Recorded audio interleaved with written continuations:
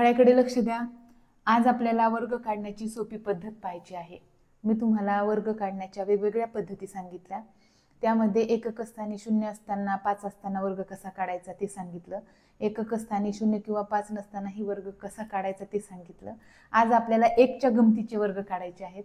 पहा फळ्याकडे 11,111 चा वर्ग बरोबर किती, म्हणजे ह्याचा वर्ग कसा काढायचा हा प्रश्न होता। तर आपण छोट्या संख्येपासून मोठ्या संख्येपर्यंत वर्ग काढायचं शिकूया, म्हणजे तुमच्या ते लवकर लक्षात येईल। वर्ग म्हणजे काय, समजा आपण 1 च्या वर्गापासून सुरुवात केली। 1 चा वर्ग बरोबर किती, 1। कसं वर्ग म्हणजे काय, त्याच संख्येने त्याच संख्येला गुणणे। 1 ने 1 ला गुणलं तर काय होतो, 1च। तसंच वर्ग संख्या आहे। आता इथे 11 चा वर्ग किती, तर आपल्याला 11 चा वर्ग पाठ असतो सगळ्यांना जवळपास। 11 सोपी संख्या आहेत, आपण पाठ करू शकतो, पण 111 आपण पाठ करू शकत नाही। मग काय करतो पहा, ह्याच्यामध्ये कसं लॉजिक आहे, 1 2 1 म्हणजे हे दोन मध्यस्थी आहे। 1 ने 2 पर्यंत आपण चढता क्रम घेतला, परत उतरता क्रम आला, असं आपण समजूया।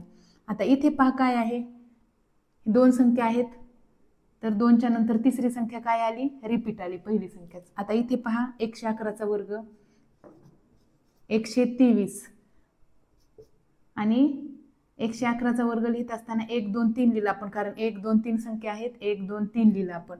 आता काय करायचं, हे 3 मध्यस्थी ठेवायचं, मध्ये ठेवायचं आणि इथून पुढे उतरता क्रम लिहायचा। हा 2 इथे आणि हा 1 इथे।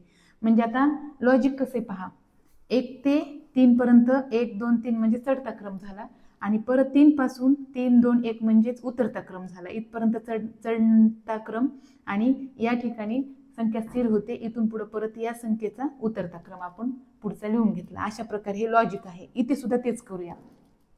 किती संख्या आहेत, 1 2 3 4, तर लिहून टाका 1 2 3 4।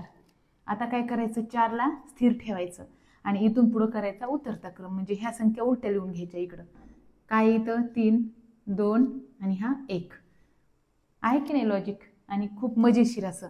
आता इथे आहेत 5 संख्या, तर लिहून टाका 5 पर्यंत 1 2 3 4 5।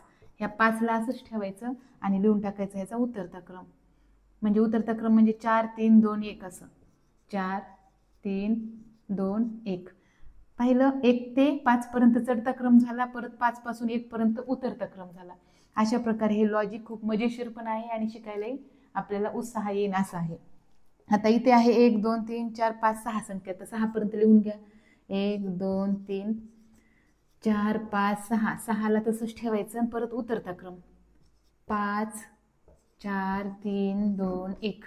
अशा प्रकारे झाला 1,11,111 चा वर्ग। पहा ना, आपल्याला सांगितलं होतं 11,111 चा वर्ग, बघितला ना आपण, 11,111 चा वर्ग काय आला, हा ही संख्या आली। 1 2 3 4 5, परत 5 च्या पुढं 4 3 2 1, म्हणजे बघा 5 अंक आहेत, 1 2 3 4 5, म्हणून आपण 5 पर्यंत लिहून घेतले चढत्या क्रमाने, आणि तिथून पुढे आपण उतरत्या क्रमाने ह्या संख्या उतरत्या क्रमाने इकडे लिहून टाकल्या। अशा प्रकारे एकदम लॉजिक आणि खूप मजेशीर अशी ट्रिक होती, आणि ती तुम्हालाही शिकायला खूप गंमत वाटेल। जेव्हा शाळेत जाईन तेव्हा शाळेतल्याही मुलांना मी हे सांगणार आहे। तर करा स्पर्धा परीक्षेचा अभ्यास आणि व्हा स्पर्धा परीक्षेमध्ये पात्र, आणि अशाच प्रकारचे वेगवेगळ्या ट्रिक्स वगैरे लक्षात ठेवून तुम्ही जास्तीत जास्त स्पर्धा परीक्षेचा सराव करू शकतात। आणि वर्ग पाठ असणं फार महत्त्वाचं आहे। तर ह्या मोठ्या संख्यांचा वर्ग आला तर अशा प्रकारे लॉजिकचा उपयोग करून तुम्ही करू शकता। तर करा स्पर्धा परीक्षेचा अभ्यास आणि व्हा स्पर्धा परीक्षेला पात्र। Best of luck and thank you.